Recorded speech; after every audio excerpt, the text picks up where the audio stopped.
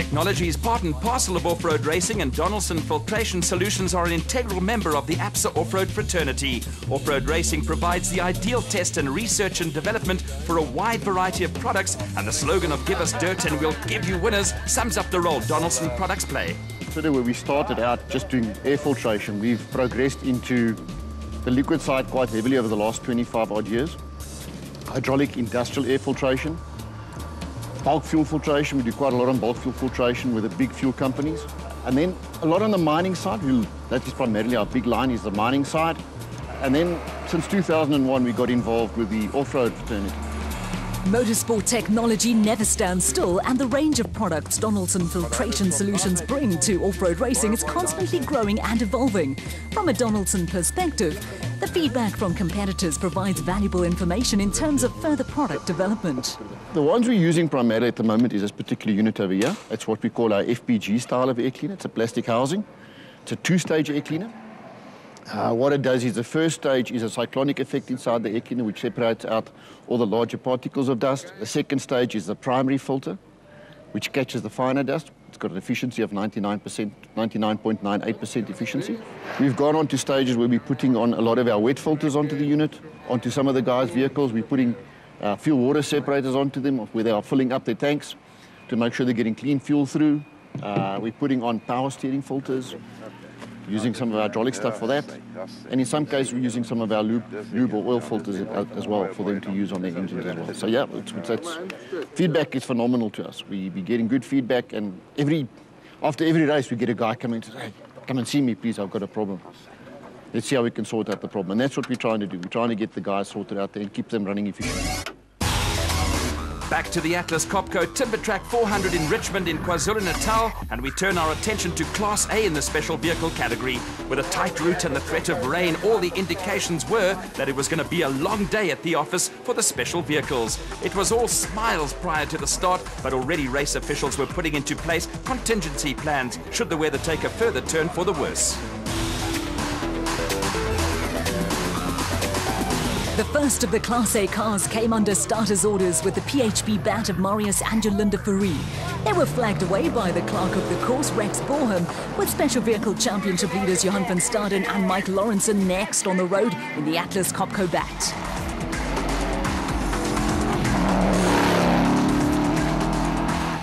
The Fouries were having only their second outing in the bat, which was previously campaigned in Motorride colours by Nick and Ryan Harper. The Fourie husband and wife team are also in their first season in the Premier Class A category after moving up a notch from Class B, where they were part of a small band of crews to have won a national event outright. After a shaky start to the season, Herman and Richard Solwald have come back strongly in the Elegant Fuel bat. In slippery conditions in the forest sections, the Solwalds were taking no chances. They were around 3 minutes behind the Fouries, but had a comfortable cushion over third-place Wolmeranstad brothers Lawrence and Gerard Du Plessis in a Zarco Magnum. Chasing after the Du Plessis brothers were local crew Lance Trethui and Carl Wichman in the LT Earthmovers bat, who were hoping to take advantage of local knowledge.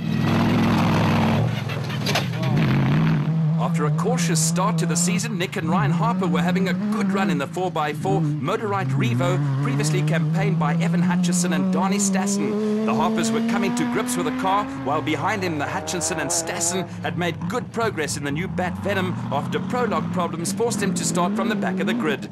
While Hutchison and Stassen were moving up the pecking order, it had gone pear-shaped for Johan van Staden and Mike Lawrenson, who were going backwards with a litany of problems hampering progress for the Atlas Copco crew. They were the last of the Classified A finishers and rescued valuable championship points.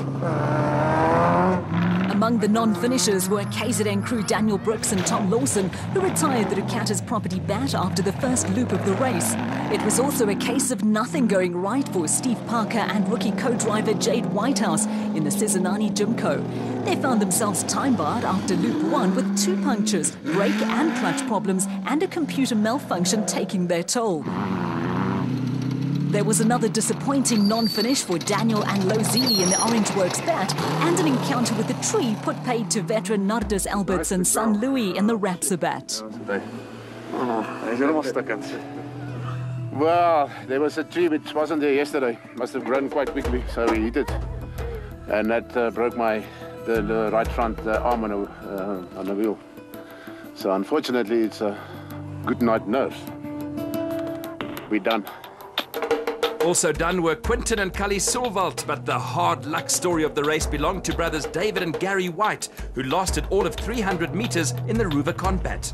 We just pulled away and then the side shaft broke 300 meters into the race. Quite disappointed, and we replaced it and we're ready for the desert race again. For the Rubicon racing team from Bloemfontein, an unhappy weekend saw Peter Ruthven and Leander Pinnard also listed in the did not finish column. Back at race headquarters, Marius and Yolinda Fourie dotted the I's and crossed the T's with a maiden Class A victory in the PHB bat. Also on the Class A podium were South African champions Herman and Wichert Sulwald and Lawrence and Gerard du Plessis. Ja, nee, ons gaan ons best ry daarso. Kar is daarmee uitgestort weer, lyk my sy moeilikheidjies is agteruit die rug. Maar ons gaan ons best ry op desert en kyk wat gaan daar gebeur. Now competing in Class A, they're looking forward to the rest of the season. As ons kan klaarmaak en kan goed vorder, dis maar. Ja, nee man, maar net klaar vorder. Herman and Wichert Sulwald lead Class A title race, but with 7 points separating the first 5 crews, the championship is interestingly poised before the Toyota Kalahari Botswana 1000 desert race. A slice of South African off-road history was in the pipeline in Class P, and there was a portent of things to come when Century Racing crew Colin Matthews and Alan Smith completely dominated the special vehicle prologue. Yeah, last year we had a really rotten season, but this year the car's holding out, we're holding out, so thank goodness much better than last year. Last year, Colin Matthews and Alan Smith finished only one race, which they won to join a select band of Class B crews to have won an ABSA national event overall. This season, Matthews and Smith have won Class P 3 times in a row. An overall victory on the Atlas Copco Timbertrack 400 saw them become the first Class B team to take overall honours on 2 ABSA national events. Richard Fuller is another Class B driver with a national win to his credit, but he and co-driver Dennis Murphy were first loop casualties.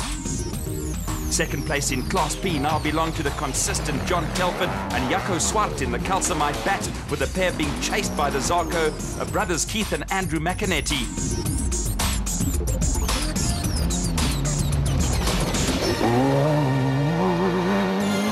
Not far behind the McInerney's were former Bluebell rugby player Kutsia Labuskaghni and daughter Sandra in the Raysonic Zarco. With Colin Matthews and Alan Smith in commanding form in the Century Racing CR3, the pair were on their way to a third Class P victory and their second overall podium finish this season. Such was their domination that on the second loop of the race, John Telford and Jaco Swart were now more than an hour behind the Century Racing entry. The McInerney brothers had run into problems, and Kutsia and Sandra Labuskaghni were now third in class, albeit an hour and 40 minutes behind Matthews and Smith. After their trials and tribulations, the McInerney's were now more than 2 hours off the Class P pace, but were on course to pick up championship points. The flamboyant Colin Matthews and Alan Smith finished with a flourish to rewrite the record books. The Century Racing crew now have a comfortable 12-point cushion at the top of the Class B title race, with John Telford and Jaco Swart well clear of the Labuskaghnis in the fight for second and third.